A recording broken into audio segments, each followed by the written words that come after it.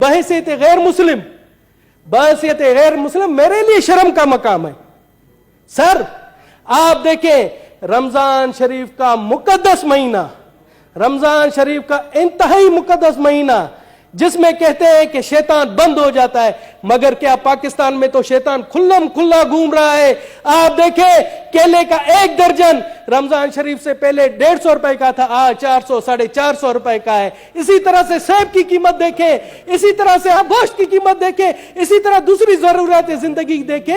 سر مجھے شرم آ رہی ہے کہ یہ کس طرح کے لوگ ہیں کہ اس مقدس مہینے میں اپنے مسلم بھائیوں کا خون چوس رہے ہیں. سر میں غیر مسلم ہوں، مجھے بھی شرم آ رہی ہے. سر میں آپ کو بتا دوں یہاں پر میرے دوست ہیں مجھے کہتے ہیں کہ دنیش کمار کلمہ پڑھ لو مسلمان ہو جا. تو یہ عمل دے کر دنیش کمار کلمہ پڑھے گا؟ پہلے آپ ان شیطانوں کو جو ذخیرہ اندوز ہے، جو منافع خور ہے، ان کو تو مسلمان بنائے، پھر دنیش کمار کے اوپر آ کر تبلیغ کرے.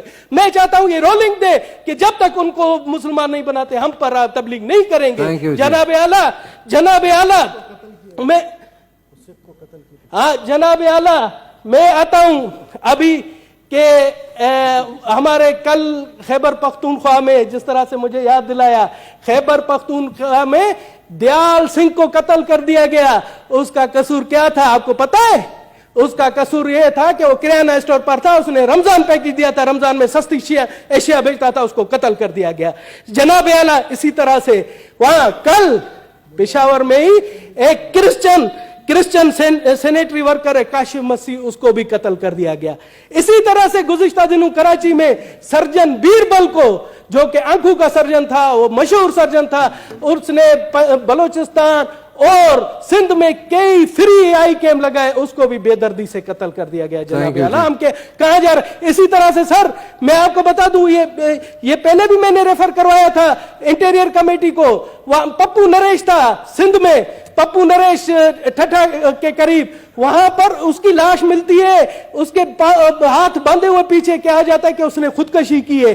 بعد ازاں پتہ پڑتا ہے کہ اس کو قتل کیا گیا اور قاتل نامینیٹڈ ہے، مگر آج تک نہیں پکڑے گئے. تو میں جناب اعلیٰ آپ سے گزارش کرتا ہوں کہ پلیز آپ آج یہ انٹیریئر کمیٹی کو بھیجیں اور اس رولنگ کے ساتھ کہ تمام آئی جیز آئے اور ہمیں بتائیں کہ یہ اقلیتوں کے ساتھ کیوں ہو رہا ہے.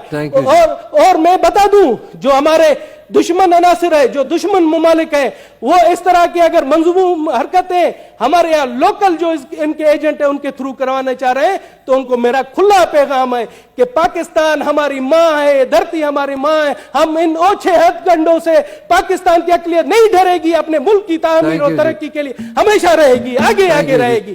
جناب اعلیٰ میرا یہ ہے کہ اس کو کمیٹی میں بھیجیں، یہ امپورٹنٹ ہے سر، کمیٹی میں بھیجیں. 3-4 قتل ہوئے، 3-4 جی ہاں پلیز. ٹھیک ہے جی، تھینک یو جی.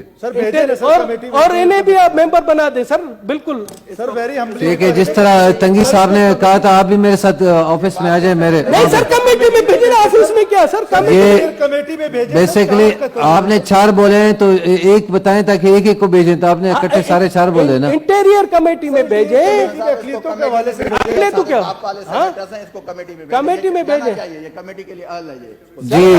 جی جو کے پی کے سردار صاحب والے ہیں وہ بھیج دیں کمیٹی میں پلیز. ٹھیک ہے، تھینک یو. پنجاب کے لیے مفت آٹا اسکیم کا اعلان کیا، تو میں سوچ رہا تھا کہ وزیر اعظم پورے پاکستان کا وزیر اعظم ہے تو بلوچستان کے لوگوں کے لیے بھی مفت آٹے کا اعلان کریں گے، مگر بدقسمتی سے بلوچستان کے لوگوں کے لیے انہوں نے مفت آٹے کا اعلان نہیں کیا، جس سے میں سمجھتا ہوں کہ وہ صرف پنجاب کا وزیر اعظم ہے.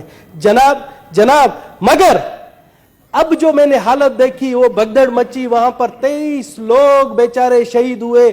تو میں کہتا ہوں کہ خدا کا شکر ہے کہ بلوچستان کے لیے اعلان نہیں کیا، وہاں پر بھی ایسا اثر ہوتا مس مینجمنٹ کی وجہ سے.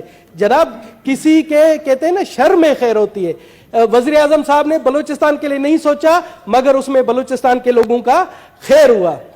جناب اعلیٰ میں آپ کو بتاؤں بلوچستان میں اس ٹائم جب سیلاب کے بعد تمام سڑکوں کا برا حال ہے، کوئی بھی سڑک صحیح نہیں ہے.